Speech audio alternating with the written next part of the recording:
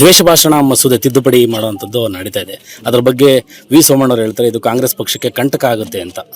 ಯಾರಿಗೆ ಹೆಂಗೆ ಕಂಟಕ ಆಗುತ್ತೋ, ಯಾರು ಹೆಂಗೆ ಬೇಕೋ ಹಂಗೆ ಟಿ ವಿ ಮುಂದೆ ನಿಂತ್ಕೊಂಡು ಮಾತಾಡ್ತಿರ್ತಕ್ಕಂಥದ್ದು, ಯಾರು ವ್ಯಕ್ತಿಗತ ತೇಜೋವಧೆ ಮಾಡ್ತಕ್ಕಂಥವ್ರು, ಸಮಾಜಗಳನ್ನ ತೇಜೋವಧೆ ಮಾಡ್ತಕ್ಕಂಥ ಸ್ಟೇಟ್ಮೆಂಟ್ ಕೊಡ್ತಾ ಇದ್ದಂಥವ್ರಿಗೆ ಅಂಥವ್ರಿಗೆ ತೊಂದರೆ ಆಗುತ್ತೆ. ಸಮುದಾಯಗಳ ಮೇಲೆ ಅಪಪ್ರಚಾರ ಮಾಡ್ತಕ್ಕಂಥದ್ದು, ಅವ್ರ ಮೇಲೆ ಏಕಾಏಕಿ ಕೆಟ್ಟದಾಗಿ ಬಿಹೇವ್ ಮಾಡ್ತಾ ಇದ್ದಂಥ ವ್ಯಕ್ತಿಗಳಿಗೆ ಮಾತ್ರ ಇದ್ರ ಎಫೆಕ್ಟ್ ಆಗುತ್ತೆ.